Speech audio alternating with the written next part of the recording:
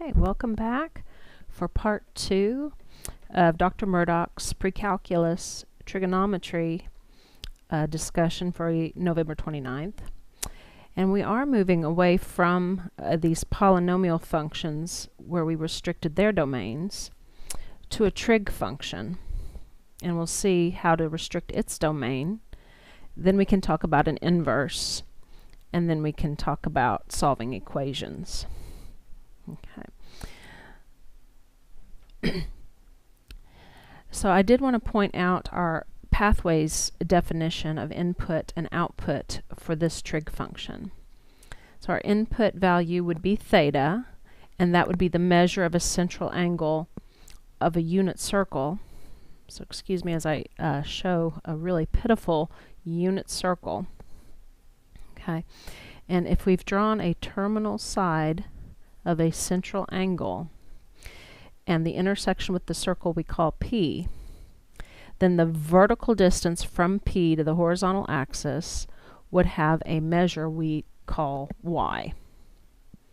So the input of this function is a measure of rotation or openness of this angle, and y is the vertical distance from point P to the horizontal axis. That's just so that you can connect to what we have done in the past, but right now and today we are going to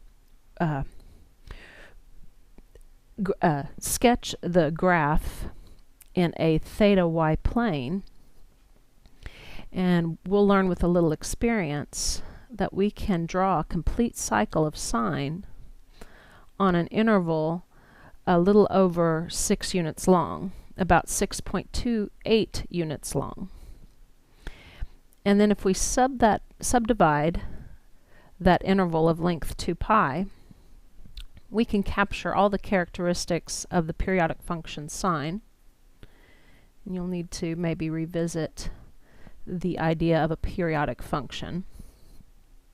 But one cycle of sine can be graphed starting at 0, 0, then increasing up to its maximum value of positive 1, and that would be at pi over 2. Then decreasing back down to 0 when the input is pi,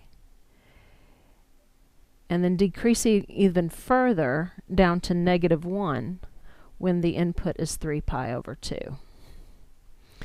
So the cycle of sine, starting at 0, will increase to its maximum output of 1, then decrease through 0 down to its minimum output of negative 1, and then increase back to y equals 0, creating one full cycle.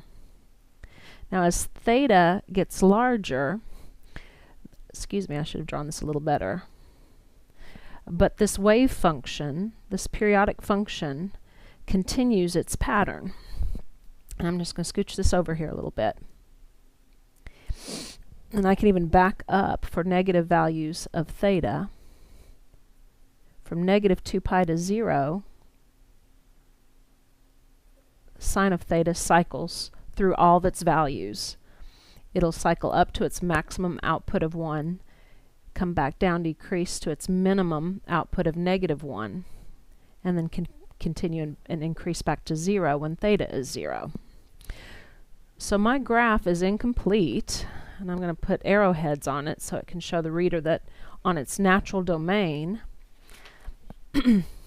of negative infinity to infinity, sine is defined everywhere.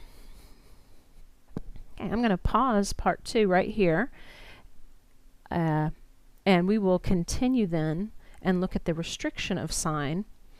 We're going to restrict theta between negative pi over 2 and pi over 2 so that sine of theta is 1 to 1 on that restricted domain.